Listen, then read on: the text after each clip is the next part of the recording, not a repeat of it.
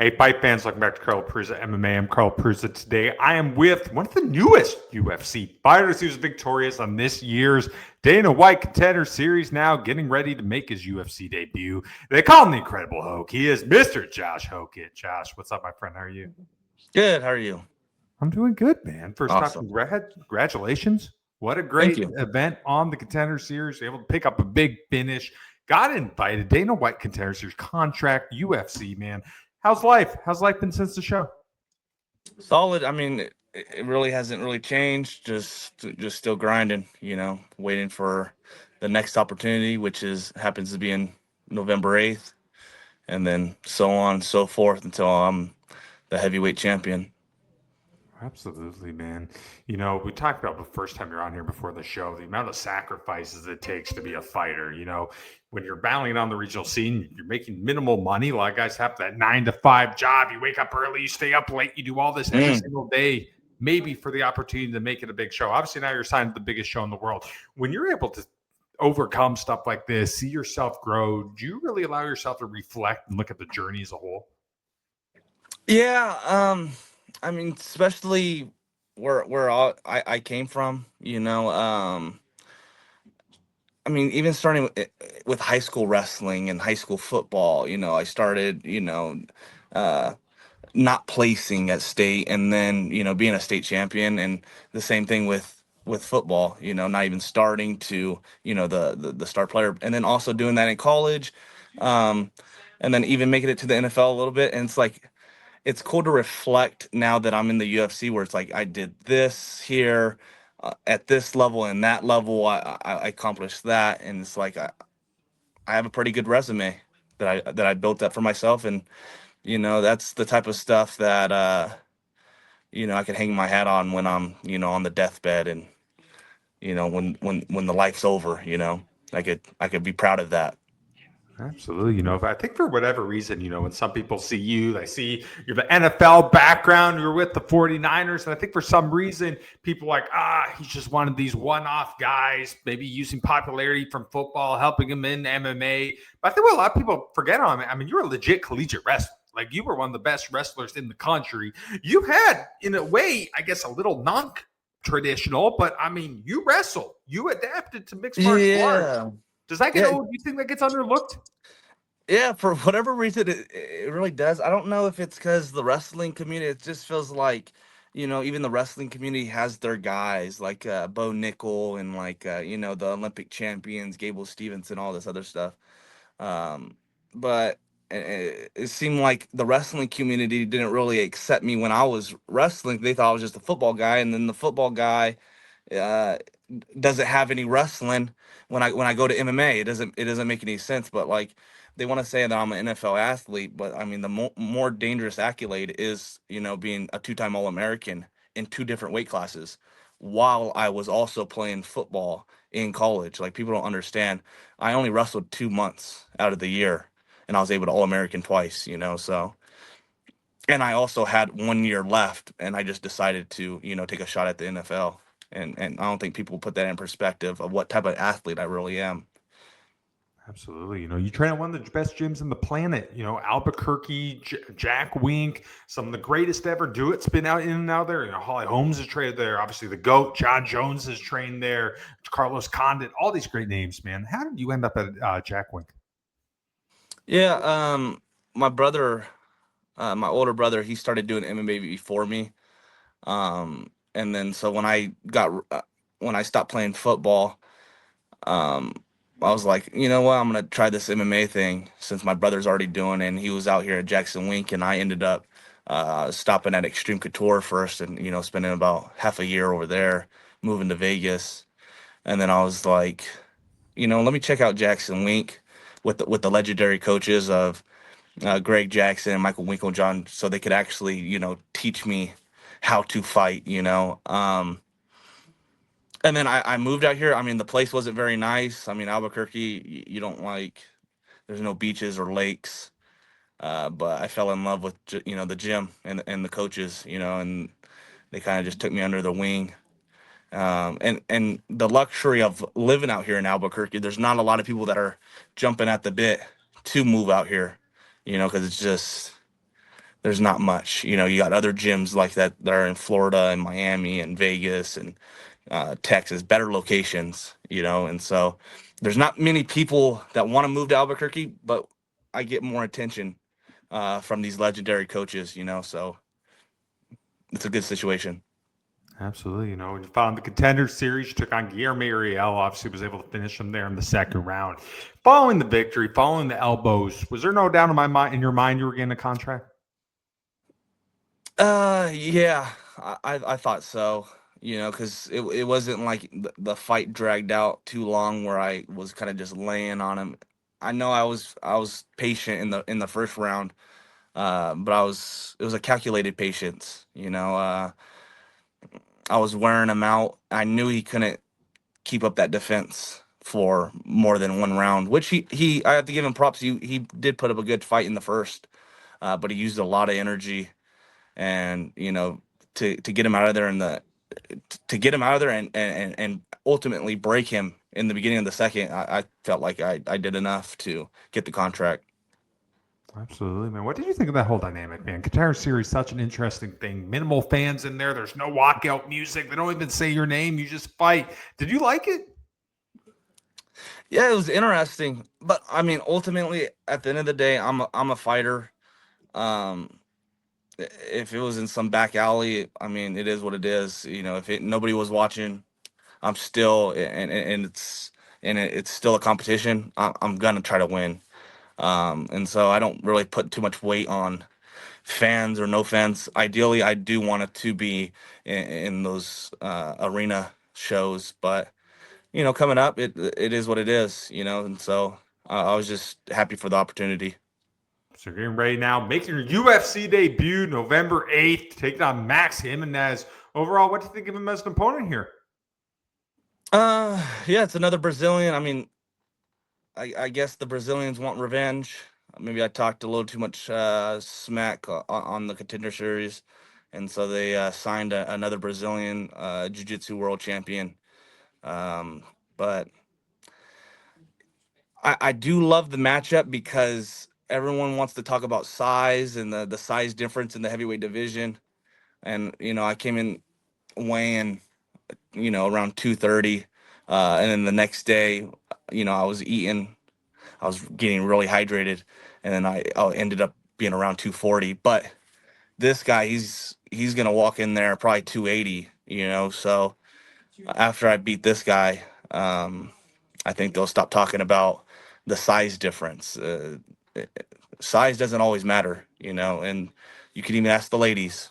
You know, let's be honest. It's all about how you work with what you got, and I think I worked fairly well with what I got. Already early in your career here as an MMA fighter, really seeing how well-rounded of a mixed martial artist you are. First off, at heavyweight, you have some of the best wrestling in the whole heavyweight division, and I think that's a given.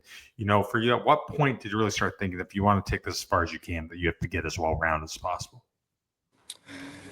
Yeah, my biggest thing was because you hear that a lot when you talk to a wrestler.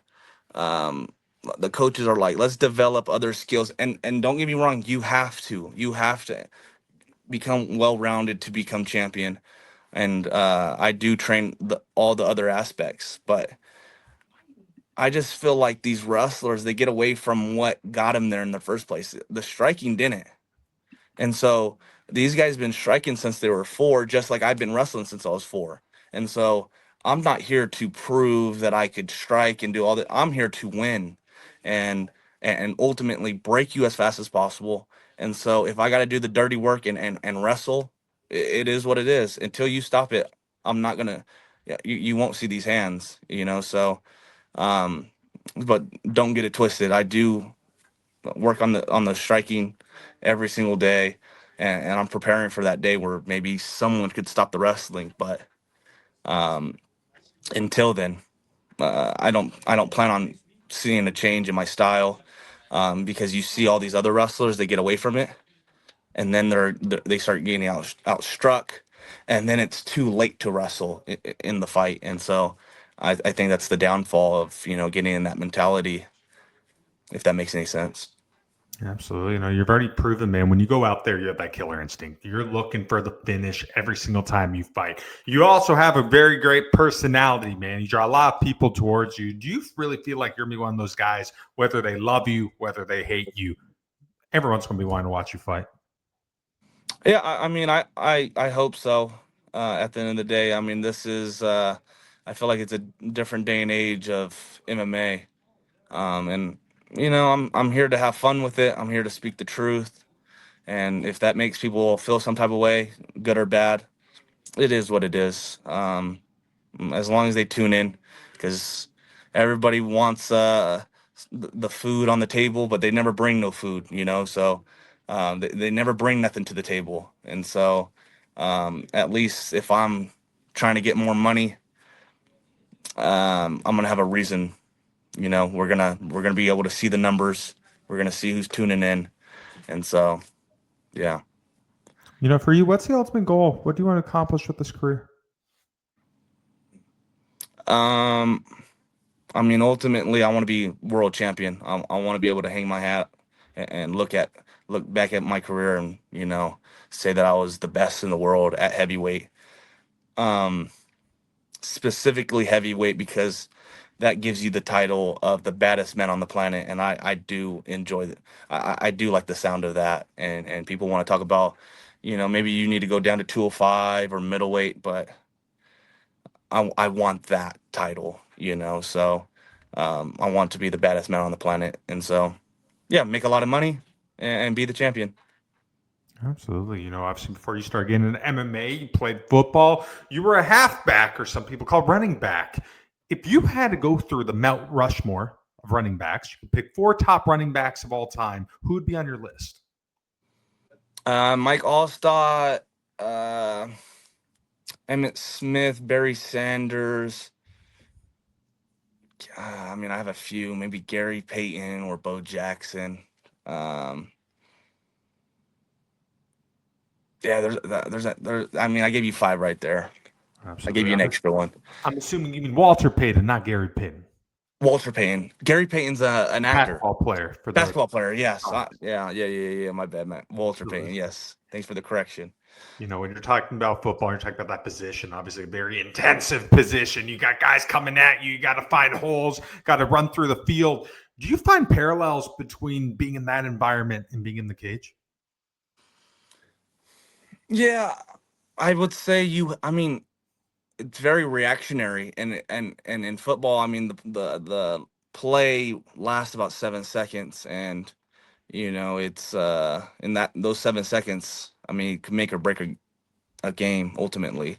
And and fighting's made up of a bunch of those sequences. And so yeah, I see similarities where um I mean, you have to execute. You have to execute with a lot on the line. And so I think, yeah, you could draw parallels with football to fighting. Absolutely. One thing I love about martial arts, man, is the values, the morals that are within the combat sports community. Mm. I've had guys on the show tell me when they started training, they were going down a bad road. They were getting in trouble. Life wasn't the same. This taught them discipline, guidance, morals. It made them the person they are today, the husband, the fathers they are today. For you, do you think you've grown and evolved as a person from mixed martial arts? Yeah, I mean, it's a real humbling sport, so it's a lot of reflecting in the mirror, always playing the mental game. Um, and so that I feel like that keeps me in balance. Um, Being able to, go to practice, kind of be vulnerable to um, trying to develop your skills. Ultimately, you're trying to make yourself as tired as possible. You're kind of exposing yourself, but then you're not getting too down if something bad, happens to you in practice or something doesn't go your way. So it's a mental roller coaster, but it's kind of like how life is. You can't get too down on yourself, can't get too up. Kind of just got to stay balanced. You got to keep just you know trying along. I really feel like roller coaster is the best term to describe the life of a fighter. I feel like for the most part, fans, they see a basic component of what's like to be a fighter. They know you're training. They know you're trying to get the UFC to win fights, win bigger fights, win belts, all that.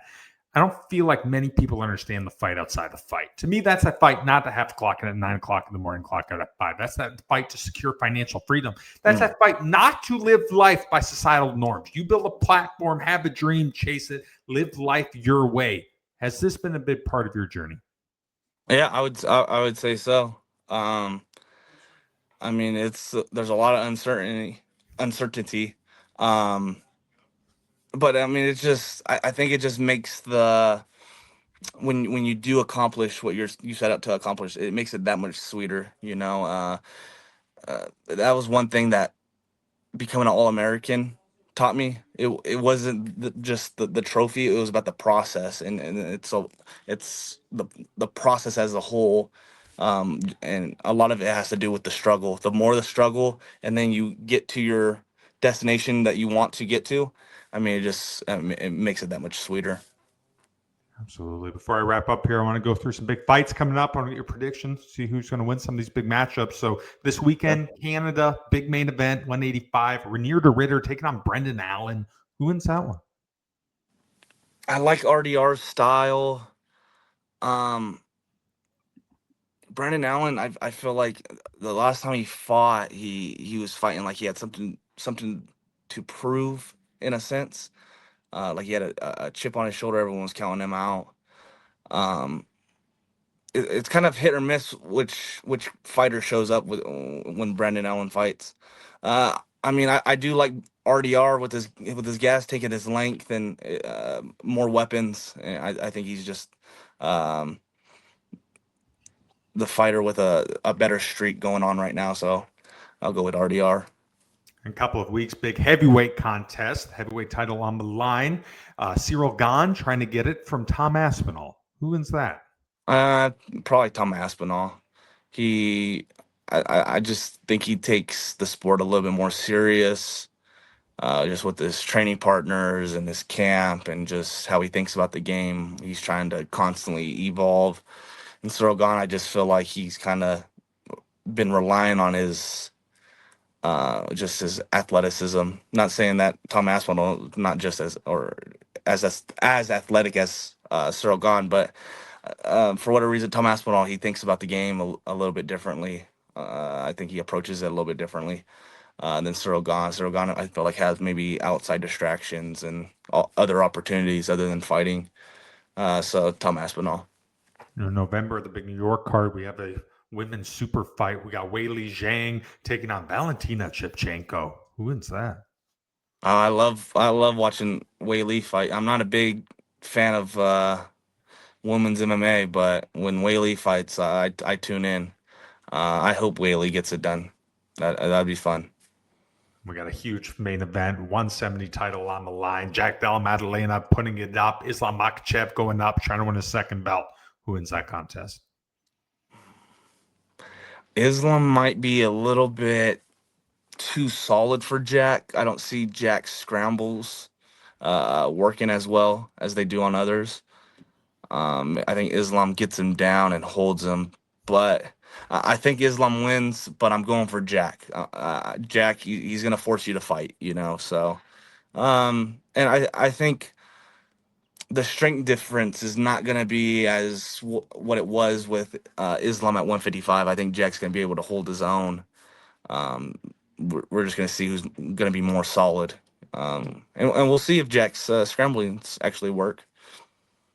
Absolutely. We talked about some of the biggest names in the UFC right now. One of those names, Tom Aspinall, king of your division.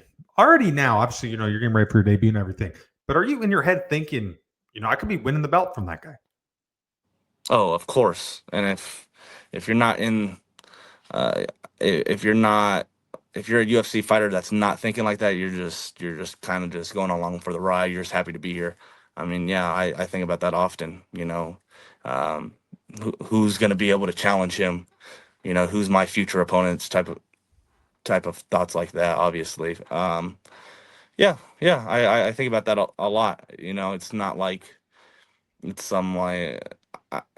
that was one thing in wrestling that I kind of put maybe some people on a pedestal. I had Bo Nickel in my weight, and obviously I'm only wrestling for 2 months at a time. But I'm like, I never really put it in my mind that I was gonna wrestle Bo Nickel um, until it actually happened, and I didn't feel like I gave myself the best opportunity. But now learning from that, I have my eyes on who I'm gonna take the belt from. Just having that expectation for myself. Absolutely. You mentioned a little bit ago in the interview that being in that heavyweight division, you're best man on the planet. For Hmm. you, man, knowing that every fight's tough, that heavyweight, all these big, scary killers, does that excite you? Yeah, I mean, the scarier the opponent, it's kind of like the whole process thing. The harder the process is, the sweeter the victory. I mean, the scarier the human, the better the victory. And so, yeah, exactly. Absolutely, Josh. All right, last question for you, brother. In a perfect world, what is the outcome November 8th when you make your debut to the UFC when you take on Max Gimenis? I feel like I'm gonna break him. Perfect outcome. I actually show the striking a little bit, and then it gives the division something to think about. That I just don't got wrestling, but I'm looking to get after him. Willing. Yeah, I'm willing to shoot on him, do whatever I got to do to get him out of there as fast as possible. I feel like I could break him within 1 round. Absolutely, man. Well, Josh, thank you so much for taking time out of your day again to talk with me. Really excited to see you find your debut, and I wish you nothing but the best, brother. Thank you. Thanks for having me. Absolutely. That's it for us today. I'm Carl Prusa. He is the Incredible Hok. He's Mr. Josh Hokit. You can watch him November 8th making his debut, Apex. Take care, fight fans.